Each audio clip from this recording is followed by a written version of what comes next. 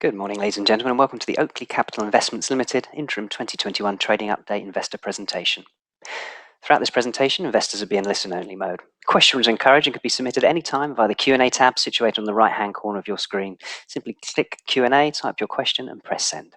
The company may not be in a position to answer every question received during the meeting itself. However, the company will review all questions submitted today and publish responses where it's appropriate to do so. These will be available via your Investor Meet Company dashboard, and you'll be notified once they're ready for your review. I'd also like to remind you that this presentation is being recorded. Before we begin, we'd like to submit the following poll. I'd now like to hand you over to Stephen Triddett, partner at Oakley Capital Investments Limited. Good morning. Good morning, Paul, and thank you for the introduction, and thank you for those joining us today. I should clarify for those that don't know me, Stephen Triddett, I'm a partner at Oakley Capital. And to clarify for those less familiar with us, Oakley Capital manages private equity funds, and the public company we're here to talk about is Oakley Capital Investments, or OCI as I refer to it, and that invests in the funds that Oakley manages. It allows private investors like you or I to gain exposure to private equity returns through the stock market. So as described, OCI is what is known as a direct listed PE company in contrast to a fund of funds, and I guess our kind of comparable peers are the likes of 3i and HG. So the plan today, if you've seen it, is that yesterday we announced a short trading update. I guess the key bit of information there was to provide the kind of latest net asset value. I'll give a little bit of detail around that in a short 20 minute presentation, and that'll be followed by 15 minutes or so of Q&A. So first up, let's look at the kind of key details that we published yesterday. 804 million of net asset value to the end of June. That's our kind of interim number, and that's a NAV per share of 445 pence. And that compares to, I guess the obvious comparison is 640 million of market cap and 355 pence of shares. So although clearly, the share price has performed relatively well, shareholder total returns kind of in excess of 25%. We're still trading a discount that is continuing to narrow over time, but that value is still present. The key bit of information here, and the bit that will be the focus of this and the interim results, is that NAV return of 11% over the last 6 months, and over the last 12 months to June, that's 26%. And that's healthy growth. It's in excess of our 5-year average compound annual growth rate of 16%, which is pleasing to kind of be moving that average up. It's been achieved despite the fact that some of the portfolio has endured some kind of COVID impact. We'll touch on that later in one of the slides. And I think just as importantly, when you consider the OCI NAV, the growth in NAV is largely, in fact, approximately 75% driven by the increase in the portfolio company earnings. And that's in contrast to a valuation being driven by us increasing the multiple at which we hold a company at. As we've noted before, valuation multiples that we hold portfolio companies at, they tend to increase fairly modestly over the life of which we're holding a company. And I guess the thing that really kind of demonstrates that is that at the point of exit, you get typically a particularly large uplift in the value. I think the average since inception is 44% on average premium to the holding valuation. So that would be a 44% premium to the NAV today if we sold any or all of the businesses, if there was a look across. Now, actually, in reality, in 2019, the premium was 89%. So you get this big uplift when you get the kind of point of price discovery, when you sell an asset. And with the kind of companies that we're going to discuss, the kind of businesses that we own, particularly, heavily focused around digital solutions, you can imagine the increasing popularity of those firms, since we bought them and as a result of our value added while we've owned them. I think it's also worth reiterating that there's no incentive for a private equity manager to inflate the value of an existing holding. Their performance fees are entirely based on the exit price. So if I combine those kind of two facts for you, then it should provide you with a lot of confidence in just quite how robust and relatively conservative the kind of published OCI NAV is. Let's look at kind of NAV over time.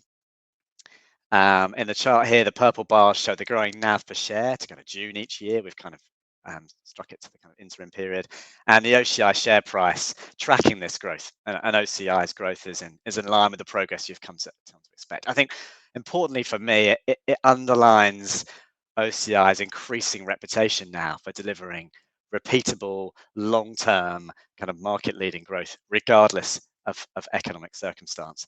And it's a NAV that isn't being unduly stretched. And even in a period where there are no realizations, it's still growing thanks to the underlying growth of the companies. So here we've just given you a sense of how the NAV breaks down, by assets. So total assets, 766 million. We've got cash of 172. It's cash that we hold in order to be able to meet the commitments that we've made to the funds when they draw down and make investments. And then there's other liabilities, and they essentially are debt facilities that are held at the fund level and help smooth out the drawdowns over time. Net those off and you get to your 804 million of net asset value that we announced yesterday. So here we've just given you some sense of there's 21 companies now that OCI gives you look through that sit across the Oakley funds. And the graph here just shows our kind of balanced exposure to the three sectors of technology, consumer, and education. And if I pick on just some of the larger holdings there, just to give you a sense of the kind of businesses that we own, you've got WebPros right at the top there. That's the leading global provider of web hosting software.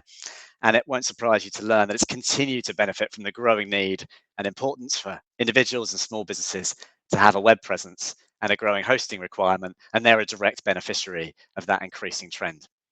In education, it's the largest exposure to a single company in the portfolio is IU Group, and it's previously known as Career Partner Group for those that have known us for a bit longer.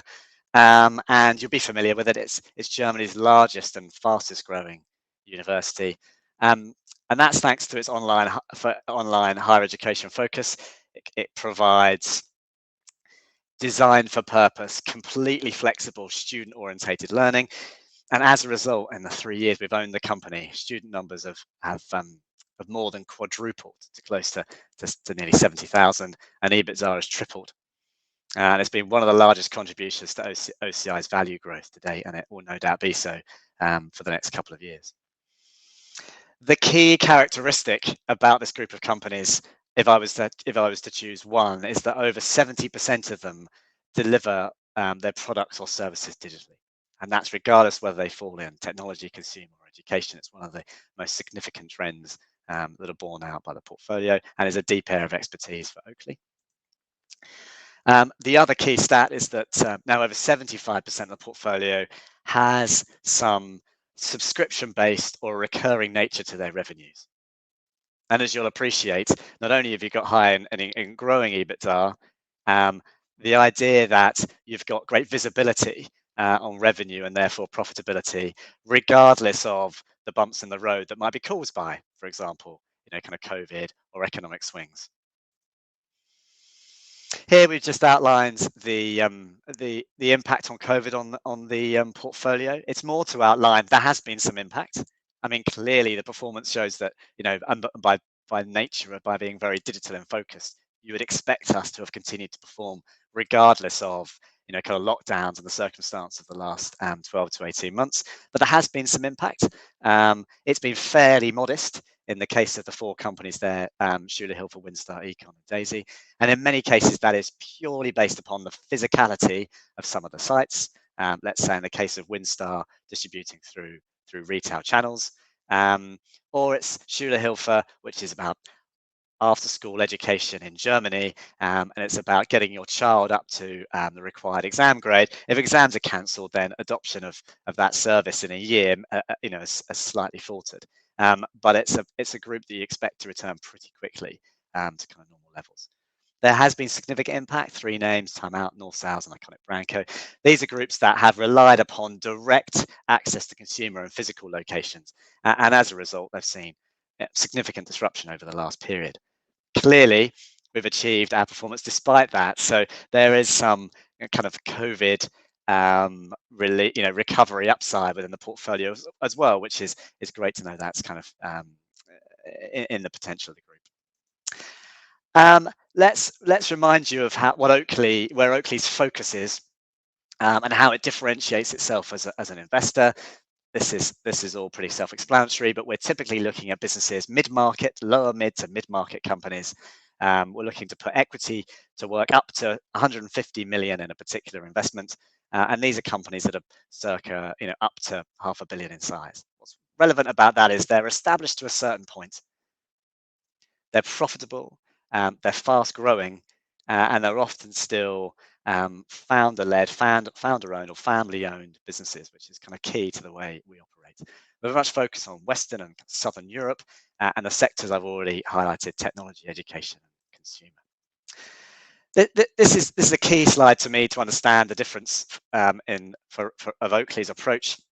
For those less familiar with us, is that one of our key approaches is our partnership with entrepreneurs and business founders, such that we are widely recognized now, particularly kind of across Europe, as being an empathetic, supportive partner to help business founders continue to grow and develop their businesses.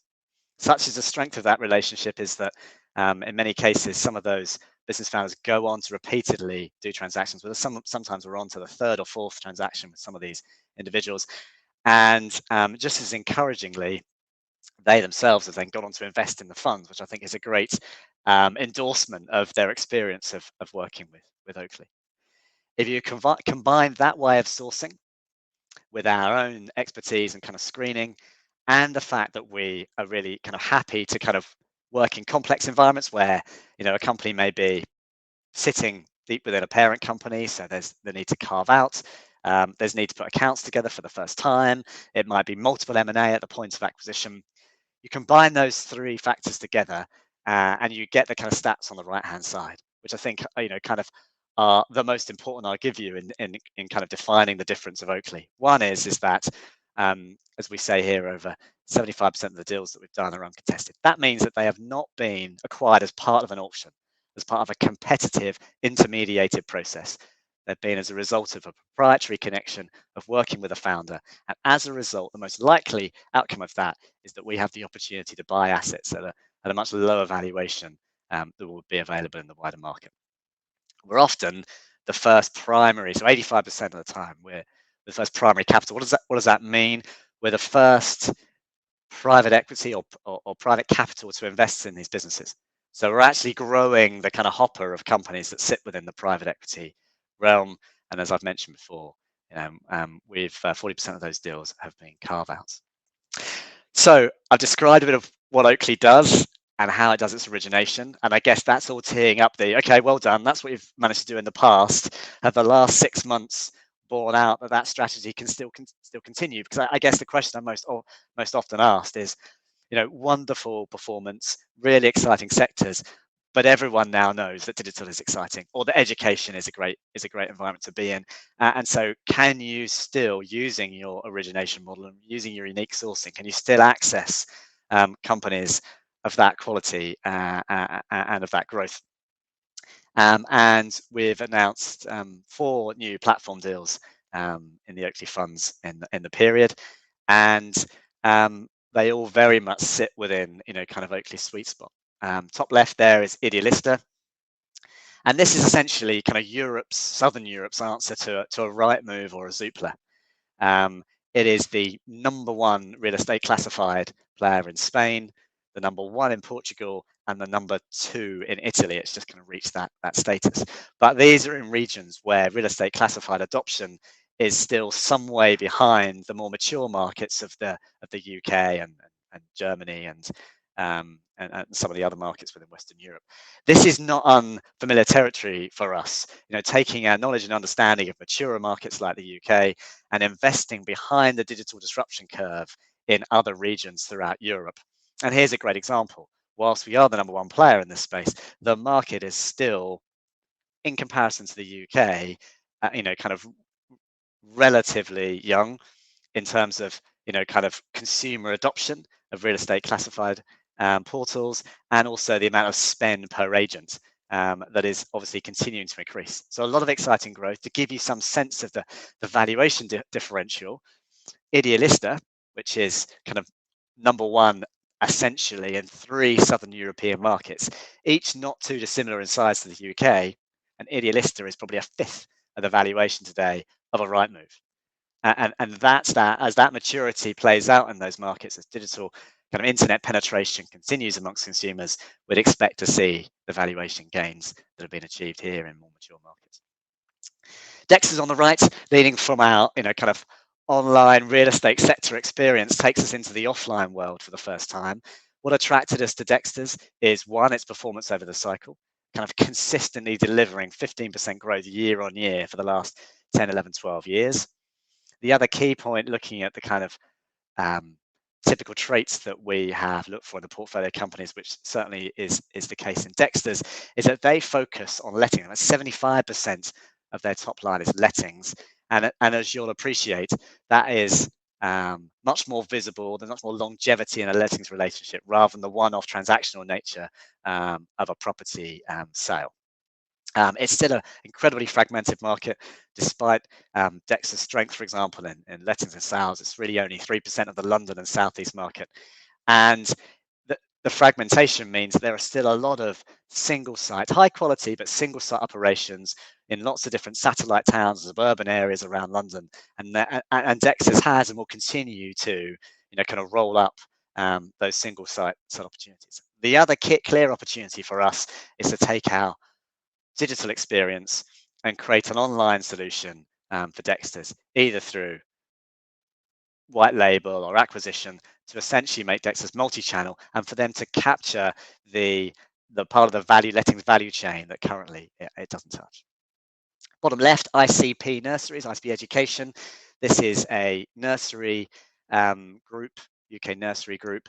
And if you've followed our progress in education before, this is entirely a strategy that's now become synonymous with us, in that we are looking to build platforms where we can roll up in again a fragmented market, lots of single sites to kind of build a kind of national or global champion, as we did in private schools a number of years back and Inspired. Here, the opportunity, big UK market, 7 billion nearly spent in the UK nursery sector. There's 850,000 children and 15,000 nurseries, and most of which of those are owned on a single site basis. The appeal here is the market continues to grow steadily, 4-5% over the last kind of 10 years. There's rising female labour market participation, and there's an increasing awareness, I guess, of the importance of early years education. Through our network, we were introduced to the opportunity and exclusive access. We're backing a kind of industry veteran who has continued to do, and Stephen Booty has continued to do roll-ups of this kind. And we've got a long target list of really high quality nurseries that are quite keen to be part of a group where we're known for kind of nurturing, kind of entrepreneurs and helping them run and develop a business in the way they wish. And then finally on that page is e-commerce one. Another entry into our technology portfolio. This is an e-commerce software roll-up opportunity, and we've acquired 2 of the leading software solutions for kind of German online merchants. And this is smaller merchants selling via online marketplaces that you'll be aware of, the likes of Amazon and eBay. And as a result of this deal, we're now one of the top 3 players in e-commerce back-end kind of software market. And as you can imagine, there's a lot of tailwinds in the increasing kind of use of online for retail sales. And there's a lot of functions that we can continue to add on to this suite to make this the complete product. Look, I think the other kind of key thing to take away is, as hopefully you'll think as we're talking about these, but we're taking advantage of some real kind of secular mega trends here. We're not looking to take a bet on consumer confidence or economic strength. It's the growth of global internet users. It's the adoption of digital solutions, or it's the growing demand for accessible, high quality education. And these will continue to be kind of strong themes for Oakley and for OCI. I'll leave you with a couple of highlight stats. Again, mentioning the returns, despite some headwinds in the period. The fact that so much of what we're about is kind of digital solutions, and that is such a strong theme within the portfolio. origination, over 75% of our deals come from proprietary means. They're purchased in an uncontested environment. And then the next news for us will be our interim results, which we'll look to publish on the 9th of September. And we can provide you with a bit more detail on exactly what's behind the growth, the average EBITDA growth, the average EBITDA multiples that we're acquiring, that we currently are holding the business on, and a little bit more flavour about the performance that we have achieved to date. So at that point, I'll hand back to Paul.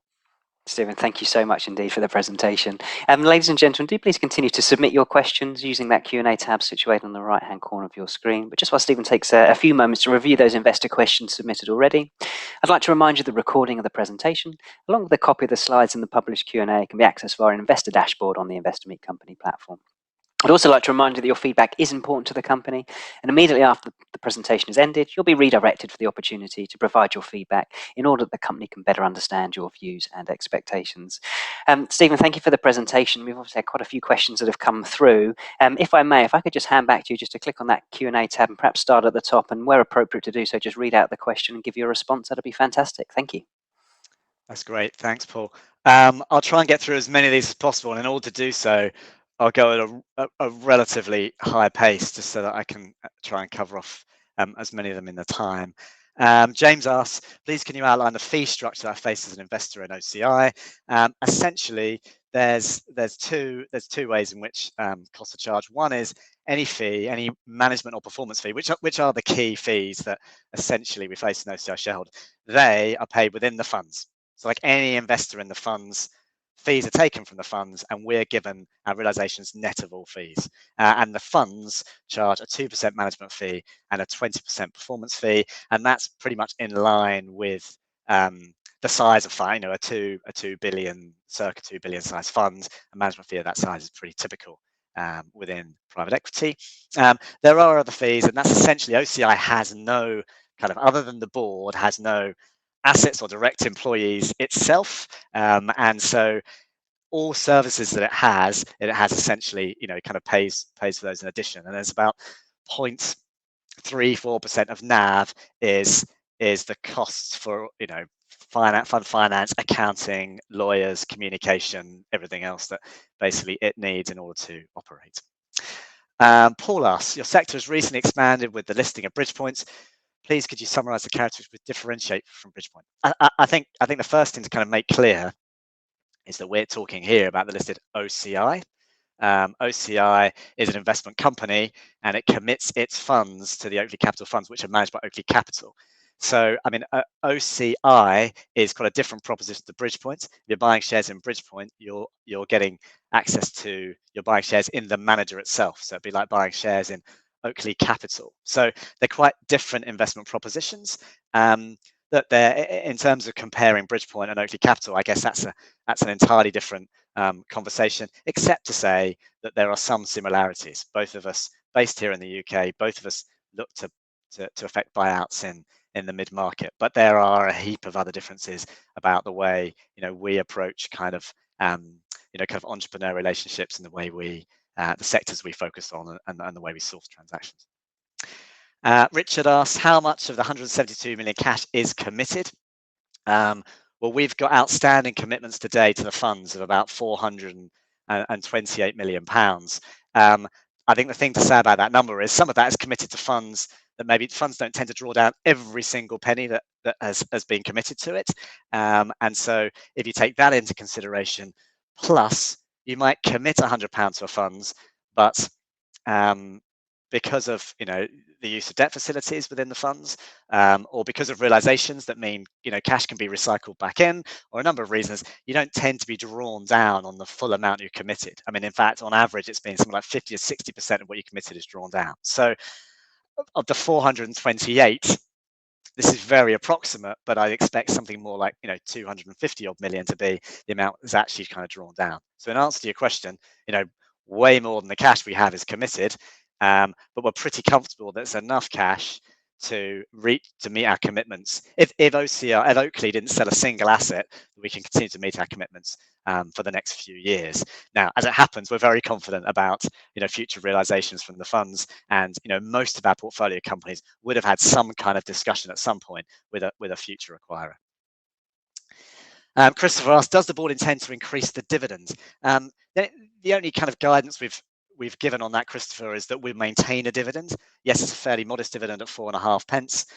It's not to say it won't increase in the future, but we've not given guidance to that extent. I think the board's kind of focus on returning capital to shareholders tends to be much more focused around buybacks rather than dividends. And also, I guess OCI is more a capital growth opportunity rather than an income generating opportunity based on the nature of how it invests. But as I say, that's not to say that the dividend won't increase in the future. It's just not guidance we've given. James asks, what is the plan holding time and investment? And are you expecting partially or full exits investments in the next 6 months? Our average holding period is about 3.5 years, and I think sorry, that's the average holding period of an exited portfolio company is about 3.5 years, and I think the average holding period of the portfolio today is roughly about 3 years. So I guess in answer to your question, you would expect to see partial or full realizations over the next year. I can't guarantee those. It may be that we refinance the businesses and bring cash out of the investment that way in the initial step. But there are plenty of opportunities to do that. If we're not doing it, it's because we think there's such scarcity in the assets that we own that there's an increasing desire to continue to hold these assets just because of the increasing growth in value we're creating is doing so. That said, there is a limit to a fund's holding period, and of course, we'd imagine you'll see future realizations over the next 6 to 12 months. Richard asks, is the issue going on in China with regards to education a concern to Oakley? I don't know what this specifically relates to, but we're not exposed to the Chinese market in education. We're very much in spaces that we know well and markets that we know well and very confident about, and that particularly in the current environment is Germany, kind of France and the UK. Tom asks, is the board manager's ambition to upgrade the listing from the SFS to the premium listing? It is the short answer. We only made the move to the SFS in 2019. We weren't able to make a move directly to the premium list, and we think that the main impediments to that upgrade have now been removed, which is really around the concentration of money across too few funds. Now, as we launch new funds, new fund families like the Origin Fund earlier this year, we think we'd have tackled that particular hurdle. It takes time and energy to move to a premium list. It's certainly on our horizon, and we'd like to think it's something that will be achieved in the next 12 to 18 months. Dan asked, please can you touch on the breakdown of the NAV that is significantly impacted, and is debt exposure included in this? Yes, I believe in that number it is. We have a loan into North Sales. It's a guaranteed loan. It's a much more robust in terms of where it stands in the pecking order to equity. So it's a relatively safe instrument, and it yields us kind of 10%. Excuse me. In terms of the other companies that are in that list, so there's Time Out, North Sales, and the Iconic brand codes.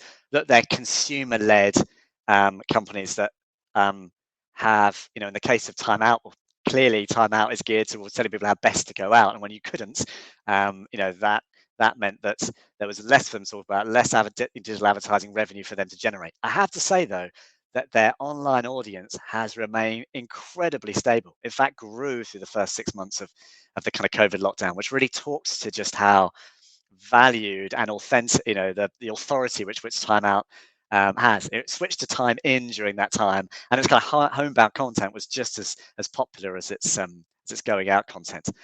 Clearly, look, the markets are now back open again. We're starting to return to some normality. There's really encouraging footfall despite the restrictions in the markets. But clearly, we need a return to kind of freedom of movement, no restrictions, and travel again to really see Time Out start to return to the kind of level of revenue generation. But frankly, that should be in the near future. And the same for North Sales. Look, it's really driven by the sailing world. The more you sail, the more you need to replace your high-end, high-quality sales. We dominate that sector, and of course, we're seeing activity around regattas and the like coming back, as we are seeing a lot of adoption of kite surfing and action sports, which has been a high growth area for us. As well, we're seeing in our technical apparel and our leisure apparel that has moved profitable for the first time, and it will be one of the kind of key growth drivers for this business over the next couple of years. James, there was a question on dividends. Hopefully we've covered that for you in terms of future stance. Chris, you asked about timeout. Hopefully we tick that one off for you. Is OCI confident in future fund commitments? Absolutely. We're in a very comfortable position based upon our current cash, but also kind of plans. We keep close track on planned investments and realizations, and we're very much involved there. I've got five more minutes to try and tackle a few more of these. Can you give more details on the 20% performance fee?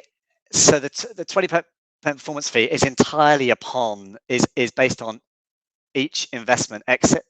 To get a performance fee, it has to be over an 8% hurdle, and it is based upon that the returns achieved on that company waterfall basis. And as I say, that happens entirely at a fund basis and is not on the basis of OCI's NAV, for example. They're two very different things. Why James asked, why have you announced the share buyback program today, please? We haven't announced necessarily a buyback program. We've always maintained a buyback program. We've always said this is key to one of the levers that the OCI board will continue to use as we look to, I guess, we don't buy back to address the discount. We buy back because the shares are trading at a discount, and that is, an earnings in, shareholder value enhancing event is to buy back shares at what are sitting around a circa 20% discount. Whenever we buy back shares, whatever the amount we're going to buy back, we have to pre-announce that to the stock market. So in this case, we have pre-announced that the OCI board has given authority for 2 million shares to buy back. We could have bought those back this morning, or we could have bought them back in one go, or we could buy them back over the course of the following year. It essentially is just telling you, here's the amount of authority, and we have to pre-announce so that you, as anyone selling the shares, knows that they could be selling the shares to the company. And that we continue to remain committed to a buyback program. Vincent mentioned the kind of key COVID impacts and how we believe those will be set to turn around in the coming months.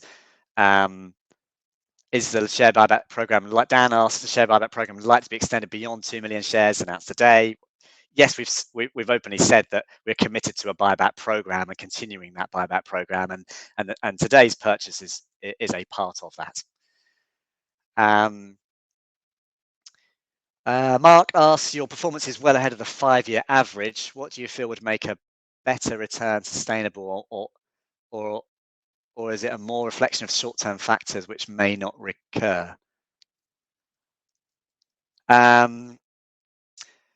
So sorry, I think you're saying you're outperforming your kind of 5-year average. Is it, I guess the question is, does that mean your average is going to increase, or is this a one-off? I mean, I think as the funds mature and the quality of the companies, kind of continues to increase as they are, there's no reason why you wouldn't see our average performance, continue to grow as it is. So this is not kind of one-off outperformance that you're seeing from us. And look, I think, currently, we're operating, the compound growth has been about 16%. Last 12 months has been 26%. That's a healthy range, I think, to set anyone's expectations. If we can consistently produce returns within that range, and with every confidence of doing so, if not more than that, then I think that's a healthy position for us to be in.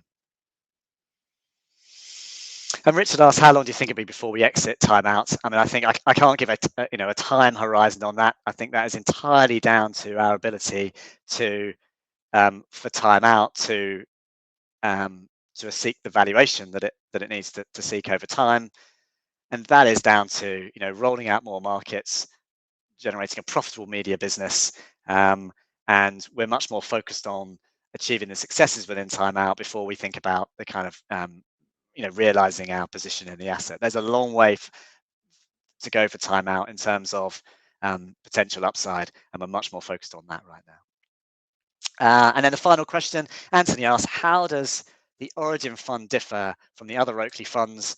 There is, so to explain, there's two fund families, if you like, within that Oakley manage. One is the flagship fund, and that is we've gone from fund 1, 2, 3. We're currently deploying fund 4, and the flagship funds, and the Origin fund has recently just launched, and we're on Origin fund 1, essentially.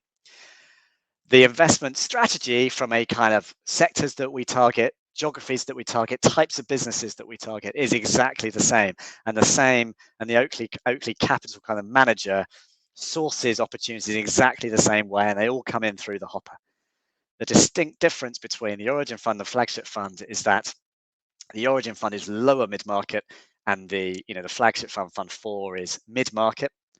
You're looking at putting equity checks up to 100, from 50 to 150 million initially into investments, platform investments within the flagship fund. And with the Origin fund, it's 50 million and below. Are we stretching into new territory? No. Probably of the kind of 30, 40 investments to date, 14 of those would be characterized now as being an Origin fund investment. It has been an area of great outperformance for us. And as the flagship fund grows in size, we basically didn't want to miss out on the opportunities we were still unearthing within that lower mid-market space. And as you could imagine, by its nature, you've got a lot more founder-owned entrepreneur businesses that pervade in the lower mid-market. So there's a rich vein of opportunities for us, which we continue to participate in. Paul, that ends the Q&A, and I'll Stephen, hand back to you. Thank you so much. You have covered off well, every single question. So, of course, if there are any further questions that come through, Stephen, we'll be able to review those post the event, and we will publish the response on the Investor Meet Company platform. Just before we redirect the attendees to give you some feedback, Stephen, perhaps just a few final words, if I may. Thanks. Well, look, I mean, I think the first thing to say is that it's a pleasing first half from OCI, despite some headwinds. Reiterating the fact that this is entirely driven by, majority driven by EBITDA growth. We're not, making, grand moves in terms of how we value the businesses. I mean, these are companies that you would typically expect to grow at around a 30% EBITDA growth, and the average EBITDA multiple, when we'll give the exact number in September, will be, kind of around about 12 times. That's a pretty modest value to be holding some pretty exciting companies at. We have a pipeline of about 150 investments as we sit here today, so we're not short of new investment opportunities in exactly our sweet spot. So the pipeline, the current portfolio, both we're incredibly optimistic about both, and that feeds through to us being optimistic about the continued NAV growth for OCI. That's fantastic. Stephen, thank you again for updating investors today and picking off so many questions. That's fantastic.